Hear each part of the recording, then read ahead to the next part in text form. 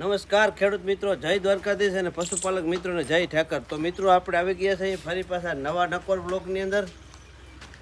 તો મિત્રો મળશું કામ હેડે કામ હેડાવડે કાં એકબીજાને ગામ ગઈએ. આ ડાયલોગ તો જૂનો થઈ ગયો છે. હવે આપણે નવો જ ડાયલોગની શરૂઆત કરવી છે. તો આપણે શું નવા ડાયલોગની શરૂઆત કરવી ખબર છે? હું જરાક યાદ કરી લો, તમે ત્યાં લગન ઊભો. તો મિત્રો ડાયલોગ યાદ આવી ગયો કે આજ આનંદ, આજ ઉમંગ, આજ ઉછળંગ, આજ નેનોમાં નેન, હાલ સખી મેળે જઈએ ત્યાં કંચન વર્ષે મેઘ. આવી એક કહેવત છે કે આજ આનંદ ને આજ ઉમંગ. અમારે આજ આનંદ ને આજ ઉમંગ, અમારે તો કાયમ આનંદ ને ઉમંગ ને રોજ દિવાળી જ હોય. ફટાકડા નથી ફોડતા એટલો જ વાંધો હોય, કેમ કે મોજમાં જ રહેતા હોય. આનું નામ આનંદ ને ઉમંગ કહેવાય.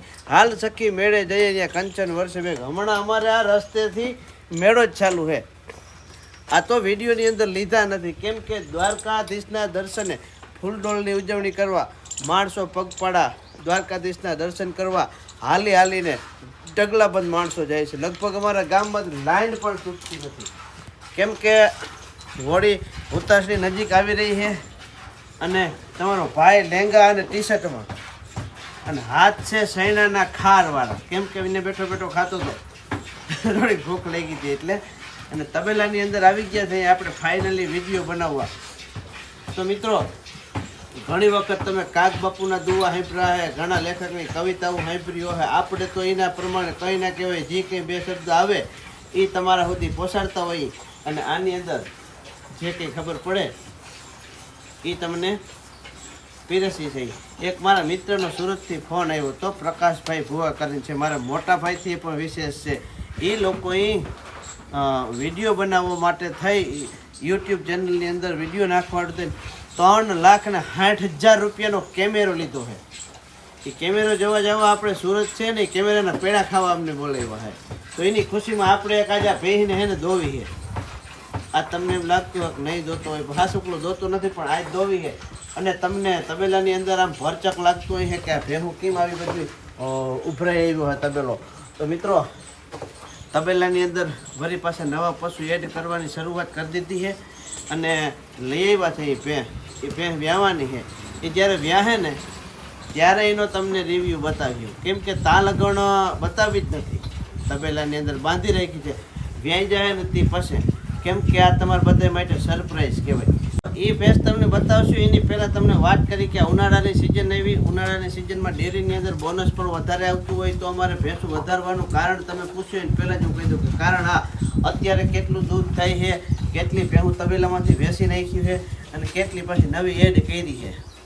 આ તમને ખબર ને, આગલા એક વિડીયોની અંદર આપણે તમને વાત કરી હતી કે ભાઈ અમે 2 ભેહું ઉડાડી દીધી છે.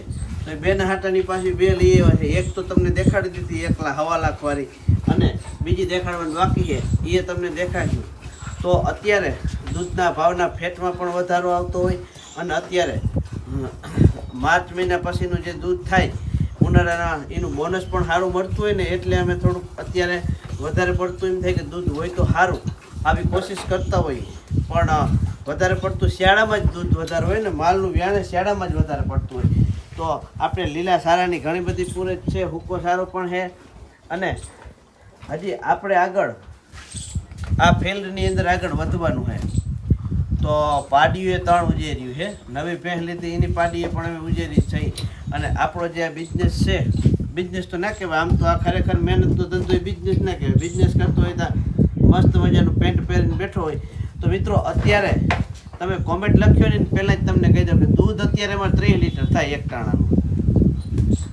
તમે ભરીભાઈ કોમેન્ટ કરશો કે મલદેભાઈ દૂધ કેટલું થાય, ભાવ શું પડે, રૂપિયા કેટલા થાય, ખાંડ શું સારો, એની પહેલાં જ તમને વિડીયોની અંદર જ કહી દઉં. એટલે તમારે કોમેન્ટ કરવા પડે નારી. કોમેન્ટમાં જય દ્વારકાધીશ ને જય ઠાકર લખવાનું થાય છે.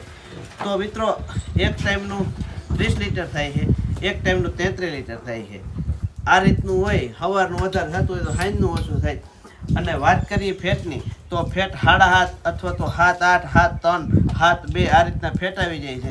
અને 7 રૂપિયાની 80 પૈસા માહી ડેરીમાં અમારા ગામમાં ફેટનો ભાવ મળે છે. તમારા ગામમાં શું મળે એ કહેજો.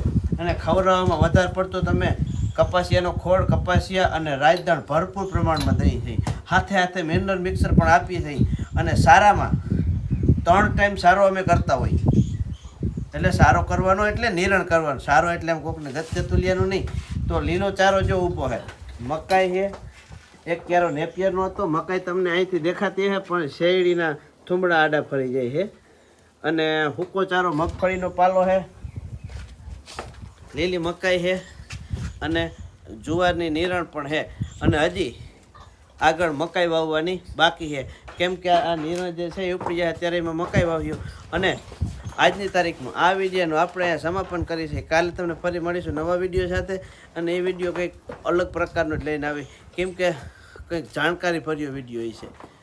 તો આ વિડીયો કેવો લાગ્યો તમને, ગમ્યો હોય તો લાઈક શેર અને સબસ્ક્રાઈબર કરજો, અને તમે તમારે જોડ્યા રાખો ચેનલમાં. આપણે 66,000ની ફેમિલી પૂરી થઈ ગઈ છે, લાખ એકી પુગાડી દો તમારા ભાઈને, એટલે આપણે અલગ પ્રકારના જ વિડીયો તમને હું બતાવીશ. તમે ખેડૂત મિત્રો અને પશુપાલન મિત્રોને જેવા ઉપયોગી થાય, જેવા કે થ્રેશર છે, ઓપનર છે, મગફળી કાઢવાનું, ધાણા જીરું કાઢવાનું, અલગ અલગ પ્રકારના ઘઉં કાઢવાના થ્રેશર, જીપીએસથી હાલતા ટ્રેક્ટર, અને મોટરસાઇકલમાંથી જે બનાવે છે 3 વ્હીલવાળા ટ્રેક્ટર, મિની ટ્રેક્ટર, આવા જેસીબી, હિટાચી, અલગ અલગ ટાઈપના વિડીયો, ભેહું દોવાના મશીન શીખેના, ચાપ કટર શીખેના વિડીયો આપણે બનાવવાના જ છે.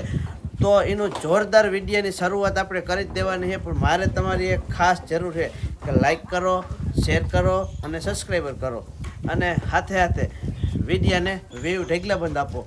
જય દ્વારકાધીશ, નર હર મહાદેવ.